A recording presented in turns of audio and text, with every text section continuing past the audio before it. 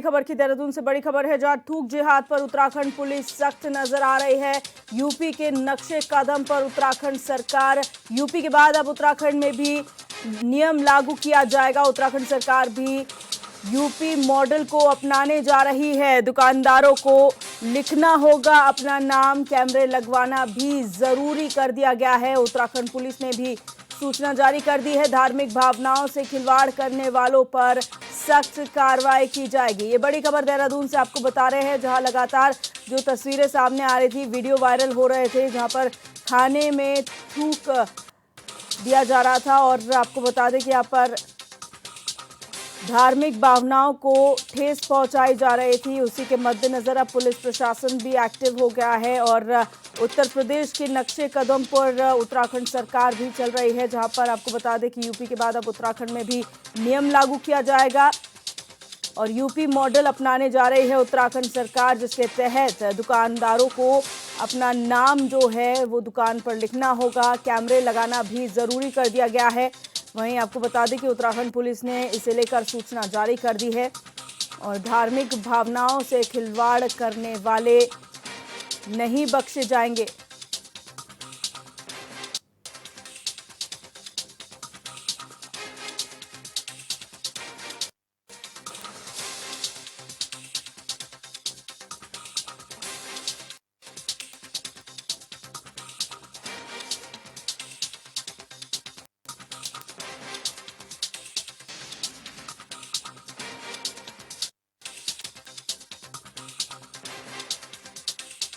तो थूक जिहाद के खिलाफ अब पुलिस प्रशासन सख्त हो गया है, जहां पर उत्तराखंड सरकार अब यूपी मॉडल अपनाने जा रही है। यूपी की तर्ज पर अब उत्तराखंड में भी जो है वो नियम लागू होगा, जहां पर अब दुकानों में नाम लिखना अनिवार्य कर दिया गया है। कैमरे लगाना भी ज़रूरी होगा और धार्मिक भावनाओं से खिलवाड़ करने वालों पर सख्त कार्रवाई की जाएगी।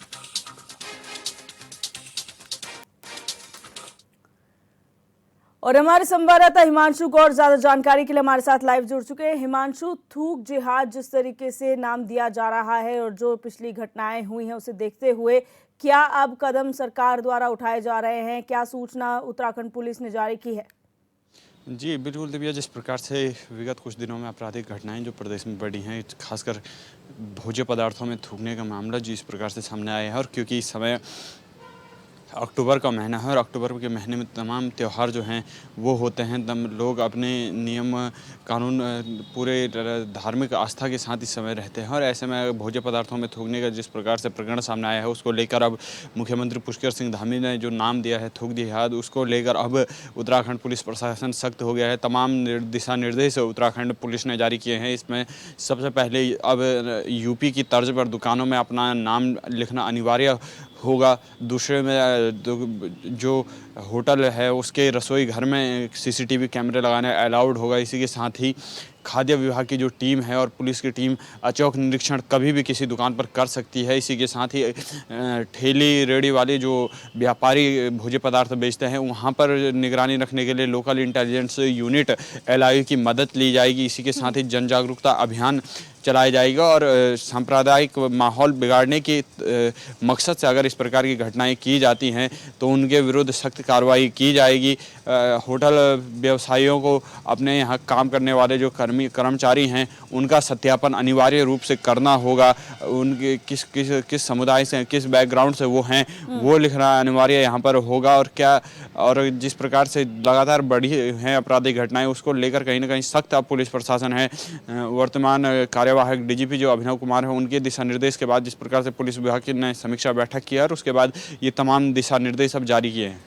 अच्छा हिमांशु, यहाँ पर हमने कावड़ के टाइम पे देखा था, जब ये फैसला लिया जा रहा था कि अपने दुकानों के बाहर नाम लिखना होगा, तो इस मुद्दे ने राजनीतिक टूल पकड़ लिया था और उस वक्त इसका विरोध हो रहा था कि आप कैसे जो है वो ध्रुवीकरण कर सकते हैं, किस तरीके से आप चिन्हीकरण कर रहे हैं कि लोग ऐसे में इन दुकानों पर नहीं जाएंगे, या आस्था का केंद्र बन जाता है। तो ऐसे में अब जब उत्तराखंड सरकार यूपी की तर्ज पर चल रही है, तो इस पर किस तरह से राजनीति हो रही है और मुस्लिम समुदाय का क्या कहना है इस पर?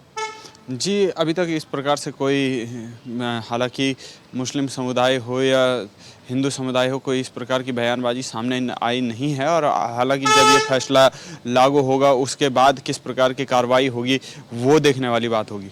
जी, हिमांशु, यहाँ पर जो नियम लागू किए जाएंगे, अब सीसीटीवी की बात हम कर लें या फिर यहाँ पर आप कह लीजिए कि कहीं ना कहीं नाम लिखना अनिवार्य किया गया है, लेकिन जिस तरीके से खाद्य विभाग है, खाद्य विभाग अगर अपनी काम ठीक से नहीं करता है तो क्या उन अधिकारियों पर भी कार्रवाई होगी?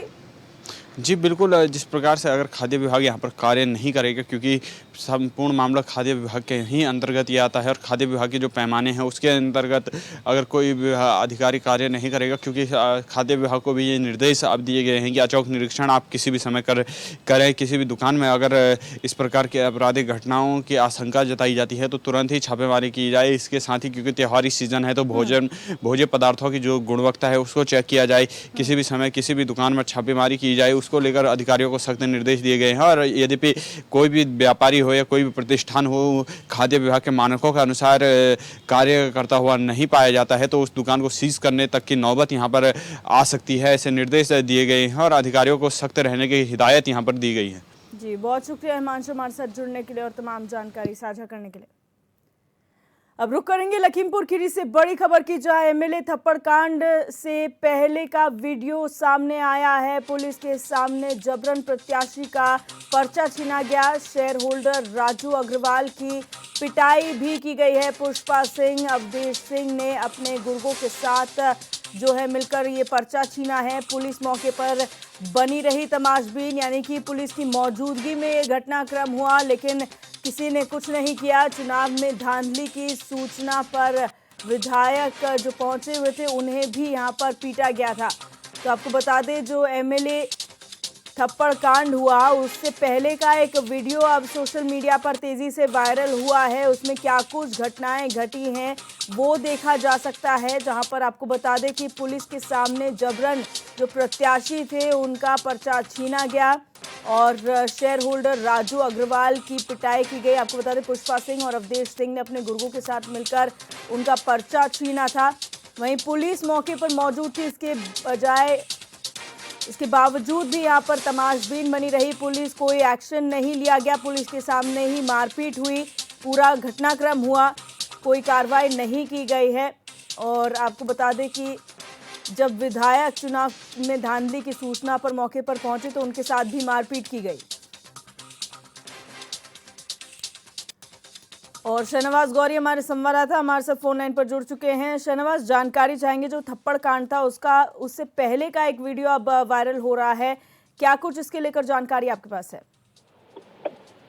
देखिए दिव्या, आपको बता दें कि 9 अक्टूबर को जो अर्बन कोऑपरेटिव बैंक चुनाव के दौरान जो घटना हुई थी उसमें एक वीडियो सामने आया था जिसमें विधायक को अवधेश सिंह द्वारा, जो बार संघ के अध्यक्ष हैं, उनको थप्पड़ मारा जा रहा, उन पर हमला किया जा रहा। लगातार ये वीडियो वायरल हुआ था, कई टीवी चैनलों पर चला था। आपको बता दें कि इस पूरे मामले में लखीमपुर खीरी में घमासान मचा हुआ था। हालांकि भारतीय जनता पार्टी की प्रदेश नेतृत्व ने कार्रवाई की है। पुष्पा सिंह और अवधेश सिंह को जो है पार्टी से निष्कासित कर दिया और अन्य 2 लोगों को भी पार्टी से निष्कासित किया।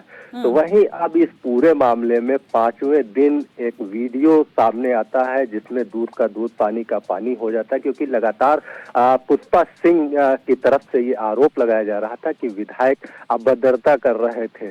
तो लगातार उनका आरोप प्रत्यारोप दोनों में जारी था, लेकिन जब वीडियो सामने आया तो दूध का दूध पानी का पानी हो गया। वीडियो में साफ तौर पर देखा जा सकता है कि किस तरह से पुष्पा सिंह जो प्रत्याशी है उनका पर्चा छीन रही है, उनका कॉलर पकड़ रही है, उनको पीट रही है। उसके अलावा अवधेश सिंह जो उनके पति हैं वो पीट रहे। तो कहीं ना कहीं जब ये वीडियो जब सामने आया है तो लोगों के कान खड़े हो गए। लोगों ने जब देखा है इस वीडियो को तो सारी सच्चाई सामने आई है इस पूरे मामले में।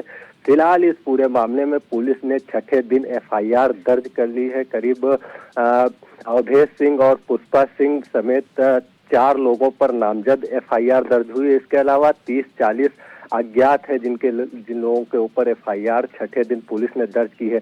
और चौंकाने वाली बात यह है कि जब ये वीडियो सामने आया है तो इसमें पूरी तरह से पुलिस तमाशबीन बनी हुई है। वहां पर एक पुलिस अधिकारी नहीं बल्कि दर्जनों की तादाद में पुलिस वहां पर मौजूद है, एसएचओ भी वहां पर मौजूद है। उनके सामने वीडियो में साफ तौर पर देखा जा सकता है कि उनके सामने पुष्पा सिंह उन लोगों को, प्रत्याशियों का पर्चा छीनने की कोशिश करें। एक नहीं 3 लोगों का पर्चा छीनने की कोशिश की गई। तो कहीं ना कहीं ये पूरा निर्विरोध चुनाव कराने की तैयारी थी, क्योंकि आपको बता दें कि जो अर्बन कोऑपरेटिव बैंक का जो चुनाव होता है, डेलीगेट पद का चुनाव होना था और एक उसके बाद चुनाव होने के बाद एक चेयरमैन चुना जाता है। इससे पहले निवर्तमान पुष्पा सिंह अध्यक्ष रही थी उसकी अर्बन कोऑपरेटिव बैंक की।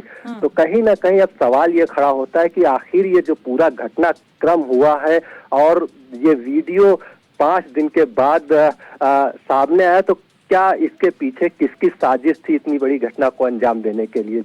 जी, बहुत शुक्रिया जानकारी के लिए शाहनवाज। और इसी घटना से जुड़ी हुई बड़ी खबर आपको बता रहे हैं लखीमपुर खीरी से, जहां बीजेपी विधायक की पिटाई के मामले में एफआईआर भी दर्ज हो चुकी है। अवधेश सिंह, पुष्पा सिंह समेत 4 नामजद पर केस दर्ज हुआ है। 30 से 40 अज्ञात लोगों पर भी एफआईआर दर्ज की गई है। घटना के 6ठे दिन सदर कोतवाली में एफआईआर दर्ज हुई है। लूट, जानलेवा हमला, जान से मारने की धमकी का केस यहां पर दर्ज किया गया है। आधा दर्जन बीएनएस धाराओं में मुकदमा इनके खिलाफ दर्ज हुआ है। तो लखीमपुर खीरी से बड़ी खबर आपको बता रहे हैं, जहां एमएलए थप्पड़ कांड हुआ था उसमें अब बड़ा अपडेट सामने आया है। यहां पर एफआईआर जो है वो दर्ज कर दी गई है अवधेश कुमार और पुष्पा सिंह समेत 4 नामजद लोगों के खिलाफ। आपको बता दें 30 से 40 अज्ञात लोगों पर भी एफआईआर हुई है। घटना के 6ठे दिन ये कार्रवाई देखने को मिली है, जिसमें लूट, जानलेवा हमला, जान से मारने की धमकी के मामले के साथ साथ आधा दर्जन बीएनएस धाराओं में मुकदमा दर्ज हुआ है।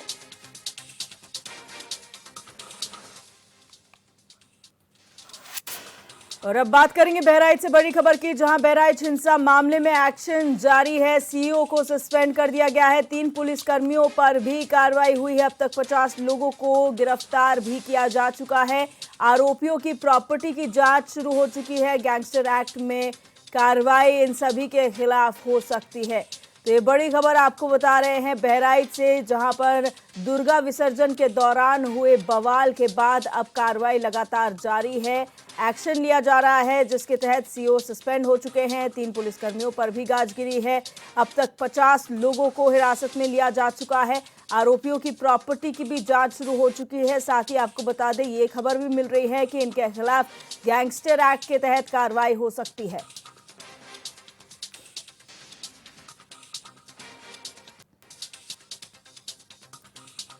और हमारे ब्यूरो चीफ प्रदीप आनंद श्रीवास्तव हमारे साथ जुड़ चुके फोन लाइन पर। प्रदीप, जानकारी चाहेंगे बहराइच घटनाक्रम जो हुआ उसमें कितना एक्शन अब तक लिया जा चुका है, किन किन लोगों पर गाजगिरी है? देखिए दिव्या, जो बहराइच घटना हुई है उस पर सबसे पहले तो चौकी प्रभारी और थाना प्रभारी को निलंबित किया गया था, लेकिन देर रात में सीईओ को भी निलंबित कर दिया गया है। और अभी अमिताभ यश के रिपोर्ट के बाद हो सकता है जिले की जो कप्तान है उनको भी बदला जाए, उनकी जगह कोई और कप्तान को भेजा जाए। और इसी तरह जिलाधिकारी के साथ भी ये हो सकता है, क्योंकि इनके इनपुट कहाँ थे। इन्होंने इतना बड़ा बवाल हुआ, बहुत बड़ा बवाल हुआ, ये उत्तर प्रदेश में एक बहुत बड़ा कांड के रूप में देखा गया है। इतने बड़े बवाल के पीछे जो इनकी लोकल इंटेलिजेंस थी वो क्या कर रही थी, एलआईयू के लोग क्या कर रहे थे, तमाम प्रश्न चिन्ह खड़े हुए हैं। और ये रिपोर्ट जब अमिताभ यश प्रस्तुत करेंगे उसके बाद उम्मीद लगाई जा रही है कि एडिशनल से लेके कप्तान और जिलाधिकारी सबको वहां से बदला जाएगा। अच्छा, यहाँ पर जिस जैसे बवाल बढ़ रहा था, 50 लोगों को भी गिरफ्तार किया गया है। सब एक ही समुदाय के हैं जिन्होंने बवाल किया, अलग अलग समुदाय के, उनकी गिरफ्तारियां यहाँ पर हुई हैं? अब तक जो जानकारी सामने आई है उसमें एक ही समुदाय के लोगों को अब गिरफ्तार किया गया है। हालांकि जो दूसरा पक्ष है उधर से एक व्यक्ति की मृत्यु हुई है, तो निश्चित रूप से जो क्षेत्र के लोग हैं और जो अन्य लोग हैं उनकी संवेदनाएं उनके साथ हैं, लेकिन कानून संवेदनाओं से नहीं चलता है। कानून निश्चित रूप से अपनी निष्पक्षता के लिए जाना जाता है। अगर दूसरे पक्ष के लोग दोषी हुए तो निश्चित रूप से उन लोगों के खिलाफ भी कार्रवाई होगी। जी। अच्छा, यहाँ पर ज़ीरो टॉलरेंस की बात की जाती है, जिस तरह से आपने कहा कि बवाल अगर एक तरफ से हुआ है तो दूसरी तरफ से भी बवाल किया गया है, और ये हमेशा योगी आदित्यनाथ की तरफ से कहा गया है कि बवाल कोई भी करे, किसी भी धर्म का हो, किसी भी समाज का हो, बख्शा नहीं जाएगा। ऐसे में सिर्फ एक पक्षीय कार्रवाई करना कितना घातक हो सकता है? बिल्कुल, अभी कल सीएम योगी से जब पीड़ित परिवार मिला तो उन्होंने यह कहा कि आपको उचित न्याय मिलेगा और कोई भी उपद्रवी कोई भी हो, कोई मतलब एनीवन, हम्म। तो वो उन्होंने स्पष्ट कर दिया है कि चाहे वो एक पक्ष हो या दूसरा पक्ष हो, हिंदू या मुसलमान हो, दोनों के प्रति अगर उपद्रव में नाम आता है तो निश्चित रूप से कार्रवाई की जाएगी। बड़ा अपडेट ये है कि जितने लोगों की गिरफ्तारी हुई है, अब इन लोगों की संपत्तियों पर जो है जांच शुरू हो गई है। तमाम ऐसे लोग उसमें हैं जिनके पास ऐसी सूचना मिली है कि फंडिंग दूसरे देशों से हुई थी। दूसरी सबसे बड़ी बात ये है कि जिस क्षेत्र से दुर्गा विसर्जन के लिए प्रतिमा गुजर रही थी, उस क्षेत्र में 24 घंटे पहले बहुत ज्यादा ईंट और पत्थर देखे गए। तो वो एक एंगल से वहां भी जांच हो रहा है। अब जांच का विषय है, जांच आगे जो ही बढ़ेगी, जो उपद्रवी होंगे उनका जो है नाम आएगा और पुलिस उनको गिरफ्तार करेगी। जी, बहुत शुक्रिया प्रदीप जानकारी साझा करने के लिए।